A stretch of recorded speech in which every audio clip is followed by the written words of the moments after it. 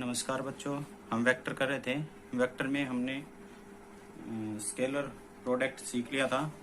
आज हम क्या करेंगे? Cross product. ठीक है, क्रॉस प्रोडक्ट पे बात करते हैं।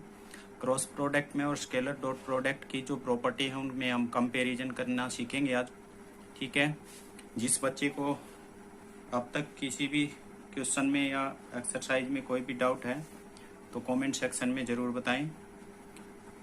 अब करते हैं। तो वेक्टर क्या होता है? Cross product, the vector product of two vectors. ठीक है, तो वेक्टर प्रोडक्ट क्या होती है? ए और बी क्या है? As written A cross B, यानी कि जो मल्टीपल का साइन होता है हमारा, उस तरह से हम क्रॉस प्रोडक्ट लिख सकते हैं। और डॉट प्रोडक्ट में क्या होता था? डॉट लगाते थे। ठीक है, मेन डिफरेंस यही है। आगे पढ़ते हैं। डिफाइन एज, जैसे A cross B is equal to A का मैग्नीट्यूड बी का magnitude sine theta N cap. और डॉट प्रोडक्ट में क्या होता था? A dot B is equal to A का मैग्नीट्यूड बी का मैग्नीट्यूड कोस ऑफ थीटा होता था यहाँ पे। ठीक है, तो दो डिफरेंस आए हैं। एक तो डॉट की जगह क्या होता है? क्रॉस, और एक क्या होता है? यहाँ साइन कोस होता था, यहाँ क्या आएगा? साइन। और ये होता है एन कैप। एन कैप दिखाई देते ही हमें दिमाग में क्या आना चाहिए कि वो क्या है? Unit vector. ठीक है, यानी कि ए बी के डायरेक्शन में यूनिट वेक्टर है ये। ठीक है, तो ये दोनों फॉर्मूले आपको कंपैरिजन समझ में आया होगा। यानी कि क्रॉस निकालना, ए क्रॉस ए डॉट बी तो हमने सीख लिया था कैसे करते थे। आई आई के साथ वाले की डॉट प्रोडक्ट करते थे, जे जे के साथ करते थे। आज हम क्रॉस को भी करना सीखेंगे। आगे हम पढ़ते हैं इम्पोर्टेंट रिजल्ट। कुछ रिजल्ट हैं जैसे हमने स्केलर में पढ़ा था उसी तरह से क्रॉस में पढ़ेंगे। A cross B is equal to 0। ठीक है, देन राइट, हमें पता है A dot B is equal to 0 भी तो पढ़ा था हमने। A dot B is equal to 0 होता था तो क्या होता था? A perpendicular B.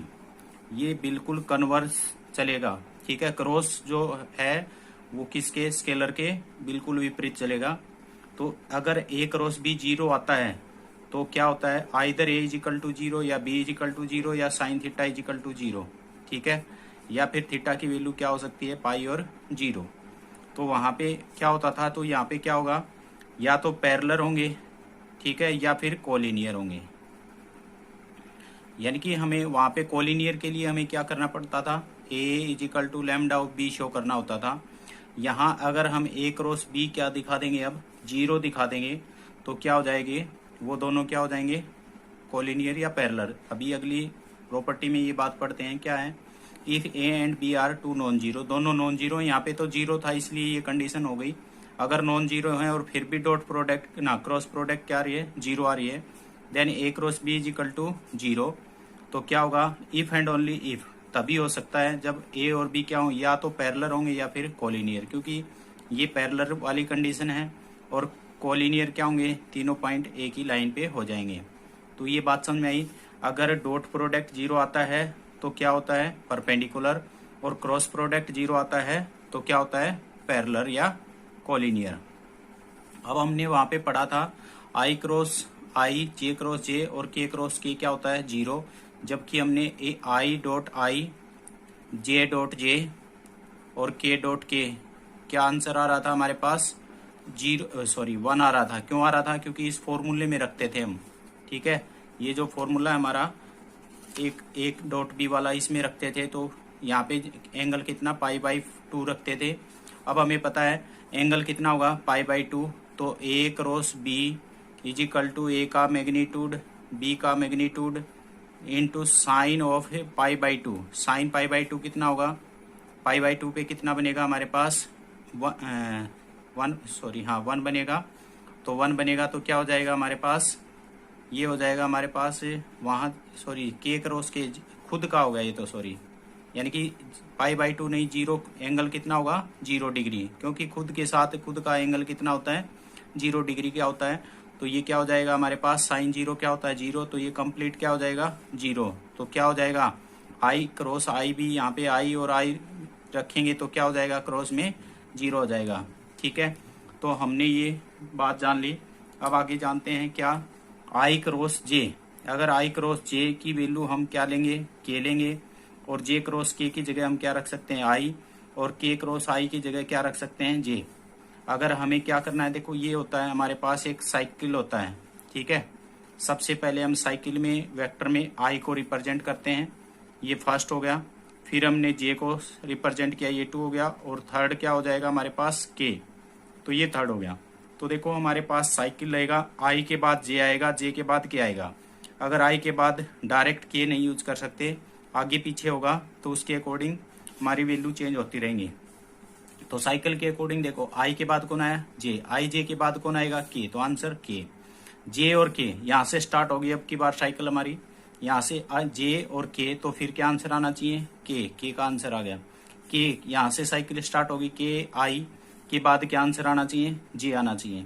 अगर हमारी साइकिल में क्या हो जाए, हम ये तो हमारा क्या हो गया एंटी क्लॉकवाइज। अगर क्लॉकवाइज हमारी साइकिल चलेगी तो क्लॉकवाइज चलेगी तो क्या साइन आ जाएंगे, नेगेटिव। जैसे आई से सॉरी जे से आई आया, जे से आई तो क्लॉकवाइज चला, क्लॉकवाइज आया, लेकिन आना था के, लेकिन डायरेक्शन के कारण हमारा क्या हो गया, नेगेटिव।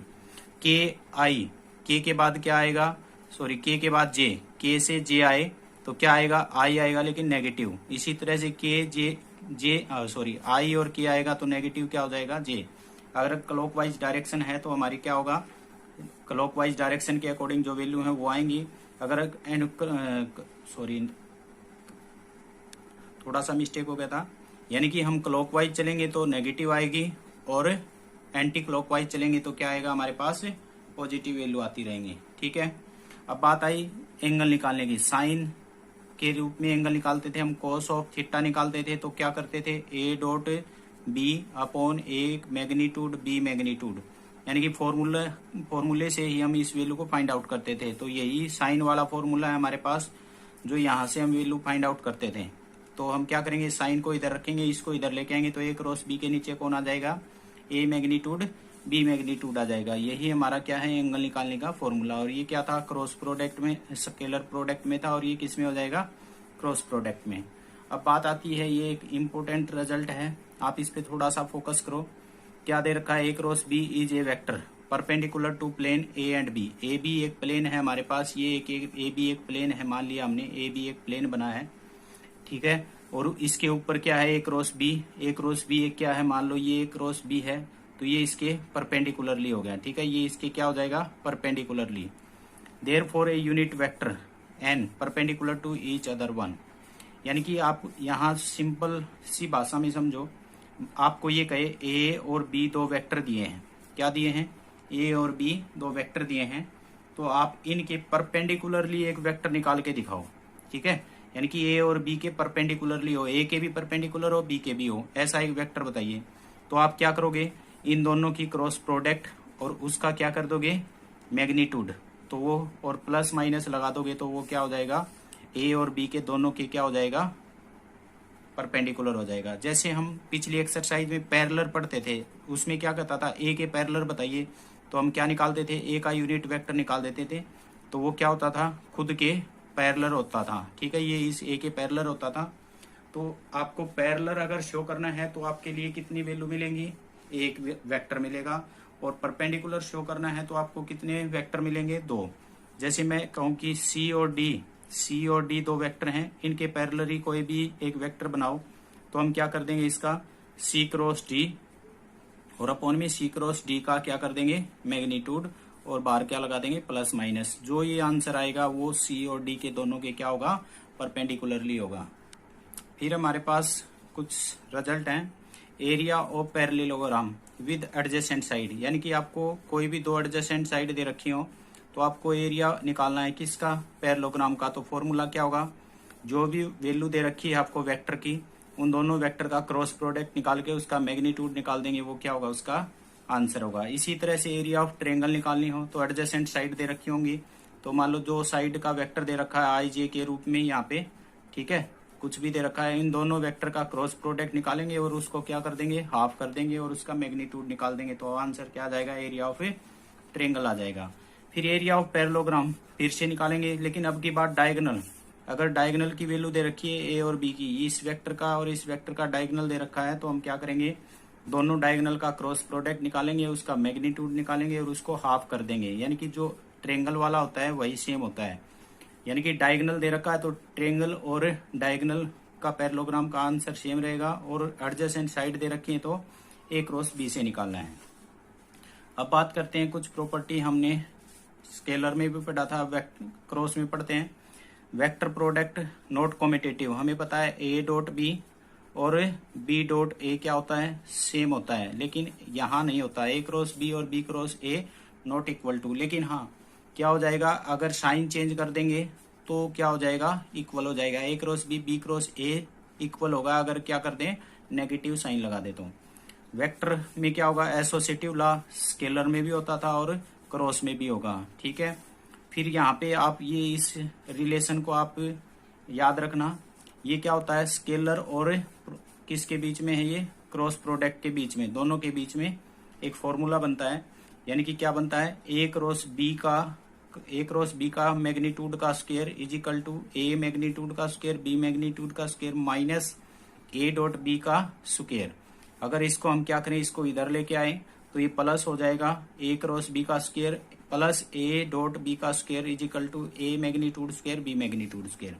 हम इसको ऐसे भी लर्न कर सकते हैं और ऐसे भी, क्योंकि इसको सिर्फ इधर ही वैल्यू को लेके आए हैं तो ये अच्छे से रहेगा। यानी कि दोनों का क्रॉस का स्क्वायर, दोनों का डॉट का स्क्वायर और दोनों के मैग्नीट्यूड का प्रोडक्ट का स्क्वायर, यहाँ सम होगा, आपको याद रखना है इनको। अब हम एक्सरसाइज करते हैं।